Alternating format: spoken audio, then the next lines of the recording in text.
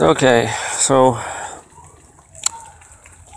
I got passed up for the full-time position, full-time custodian position at the high school. After working as a part-timer there for 3 years. This was the fourth time I was passed over. First time I didn't even get an interview. No, the first time the job was never posted. Second time I applied, didn't get an interview. They gave it to some 20-something-year-old kid with no janitorial experience.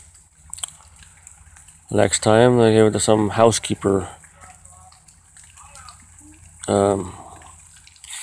This time they gave it to someone that they had just hired at the end of summer, who was for part-time or sweeper or whatever. He also works for the post office, so he's rolling in money. He doesn't need the job. Me, I need the job. I can't do interviews. I have anxiety attacks. I screw up the questions. Sometimes I can't answer them. I try.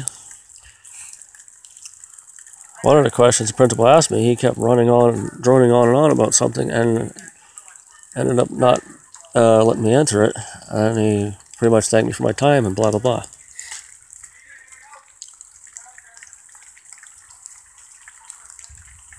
Anyway, there it is. Since I came to this town, I have not been able to make a living. Been here for 11 years. I have a wife and kid.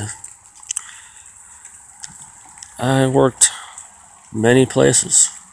I did a lot of retail. I did 7 years in retail. The only time some of it, 2 of the jobs were full-time, 3. And the third one was for a Walmart store out of town. I was getting $12.40 an hour. I got a raise to $12.40. Good evaluation. Take a vacation day on my birthday. Come the next day, I get fired. They say I wasn't doing my job. Total lie. Total lie. Anyway, the worst thing I have done since then is not fight for my job. I should have went in and talked to the manager. I regret that now. I regretted it after my taxi business failed. The taxi cab was a mistake too. I got in trouble out of town. There's a resort town around here that requires you to have a business license from their town, no matter what city you were coming from. So basically they took me to court, pigeonholed me, and blah, blah, blah. Long story short, they're a corrupt town. Corrupt police officers and corrupt government officials who are just in it to line their pockets. Back to the janitor job here. I needed this more than anybody. I needed it more than anyone. The last 3 people, maybe even the last 4, I don't know, that got the job, compared to me, they're rolling in money. Some of them have 2 or 3 other jobs. 2 of them were working for the post office. One guy is like an EMT and who was a cashier at the feed store. But yeah, that qualifies him to be a full-time janitor. Yep. Anyway, I needed this job badly. We're so far in debt now. Everybody sent us to collections. Everybody. We owe over $5,000 to a credit union. They took us to court. We didn't show up, obviously. But there's a judgment against us on that. My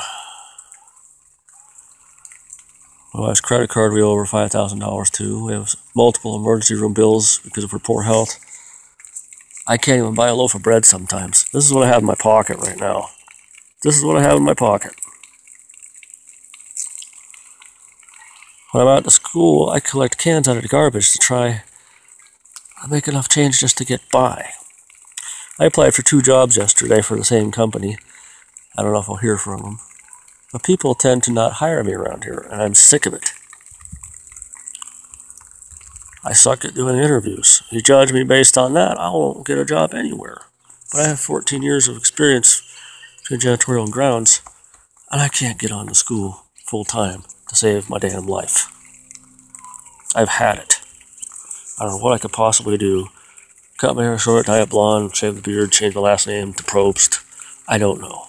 Even then, I probably wouldn't get on. I gotta get out of this damn town. Do yourselves a favor. Stay in your original hometown, okay? Your home state. Maybe you can find full-time work there. Because otherwise, everything is going to suck for you unless you have a college degree. And even then, you might end up being a cashier for freaking McDonald's. Which I probably wouldn't even get if I tried. Good day to you.